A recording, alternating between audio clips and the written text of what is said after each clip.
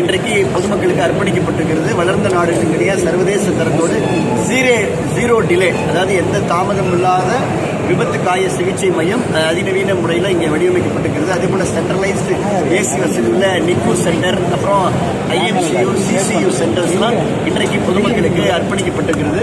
அதோடு சேர்ந்து இன்றைக்கு கேத்லாப், அதாவது 3.5 கோடி ரூபாய் மதிப்புள்ள, இதுக்கு முன்னாடி நமக்கு பொதுவாக இருதய சிகிச்சை பிரிவு இங்கே இல்லை. அது கடந்த முறை வந்தப்போ மாண்புமிகு சட்டத்துறை அமைச்சர் சொன்னாங்க. இப்போ அவருடைய வேண்டுகோளுக்கு இணங்க 3.5 கோடி ரூபாயில் கேத்லாப் திறக்கப்பட்டிருக்கிறது. இனி விழுப்புரம் மாவட்டம் இருக்கக்கூடிய யாராக இருந்தாலும் ஆஞ்சியோகிராம், ஆஞ்சியோபிளாஸ்டிக் போன்ற சிகிச்சைகளை விழுப்புரம் அரசு மருத்துவக் கல்லூரியிலே செய்யக்கூடிய வசதியை எந்தவித கட்டணமும் இல்லாமல் மாண்புமிகு அம்மாவுடைய அரசு இன்றைக்கு நம்ம அதை உருவாக்கிக்கிறோம். இன்னும் பார்த்தீங்கன்னா இன்னும் ஒரு 2-3 மாதங்களில் மாண்புமிகு அமைச்சர்களுடைய வேண்டுகோளுக்கு இணங்க, சட்டமன்ற உறுப்பினர் வேண்டுகோளுக்கு இணங்க 8 கோடி ரூபாய்க்கு கேன்சர் சென்டர், அதாவது கோபால்ட் தெரப்பி இங்கே கொடுக்கப்படுகிறது.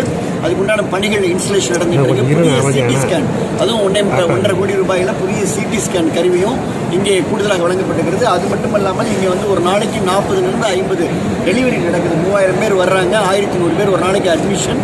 அதில் டெலிவரி நிறையா நடக்கிறனால, பிரசவங்கள் அதிகமாக நடக்கிறனால, சிசேரியன் மட்டுமே ஒரு நாளைக்கு 25 மேலே நடக்கிறனால 12 கோடி ரூபாய்க்கு ஒரு மகப்பேறு ஒப்பியூர் மையம், centre of excellence for maternal child health, அதுவும் 12 கோடி ரூபாய்க்கு கொடுத்து டெண்டர்லாம் முடிஞ்சு பணிகள் துவக்கப்பட்டிருக்கிறது. மாண்புமிகு அமைச்சர் அவர்கள் அந்த மைன்ஸ் டிபார்ட்மெண்ட்லேருந்து நிறைய எங்களுக்கு 1 கோடி ரூபாய்க்கு மேலே சாலை வசதியெல்லாம் ஏற்படுத்திக்கிறாங்க. ஸோ விழுப்புரம் மருத்துவக் கல்லூரி, விழுப்புரம் மாவட்ட இங்கே மருத்துவக் கல்லூரி மருத்துவமனை